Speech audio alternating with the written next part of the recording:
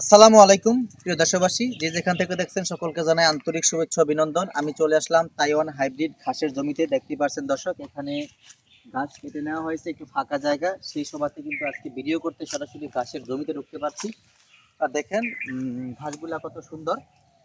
বিশেষ করে একটু আমি এখানে দেখাবো ঘাসগুলা কত কিরকম হয়। ক্যামেরাটা একটু এখানে ঘুরাই দেখাইতেছি। দেখেন দর্শক, এই দেখেন এখানে গাছগুলা কত সুন্দর, একেবারে সফট ঘাস। এই ঘাসগুলো যদি এই সময় যদি আপনি কেটে গবাদি পশুকে মানে গাবি বা ষাঁড়কে খাওয়ান, সেক্ষেত্রে কিন্তু ঘাসগুলা সমূলে খেয়ে ফেলবেন। কারণ এখনো কিন্তু আপনার এই ঘাসগুলা শক্ত হয় নাই, নরম ঘাস। আমি আপনাদের দেখাচ্ছি, দেখেন এই ঘাসগুলো কিন্তু এখনো নরম। চিপ আপনার ধরলে কিন্তু আপনার ভেঙে যায়, এই অবস্থায় কিন্তু ঘাসগুলা রয়েছে। আর একেবারেই নরম এই ঘাসগুলা যদি আপনার গবাদি পশুকে খাওয়ান, বিশেষ করে গাবিকে, তাহলে দুধের প্রোডাকশনও বেড়ে যাবে।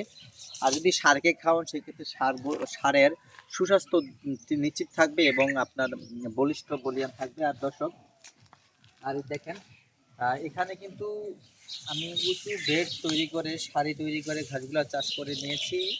আর দীর্ঘদিন এখান থেকে প্রায় একটা বছরে অনেকবার ঘাস কাটা হয়েছে। সেক্ষেত্রে আবার পুনরায় কিন্তু ঘাসগুলো হচ্ছে। আমি আশা করতে পারি এই জমি থেকে আমি প্রায় 7 থেকে 8 বছর পর্যন্ত সার্ভিস নেব। এতে করে আমার কোনো রকম খরচ হচ্ছে না। এখন ঘাসগুলো যখন ফিনিশ করে কাটা হয়, তারপরে আমি এখানে আবার সেচ দিয়ে একটু সার দিয়ে দিই, তাহলে কিন্তু ঘাসগুলো বড় হয়ে যায়। বিশেষ করে তাইওয়ান ঘাসটা নতুন ঘাস, বর্তমানে আমাদের জমিতে আছে। এই 2026 সালের জন্য খুবই নতুন একটা ঘাস।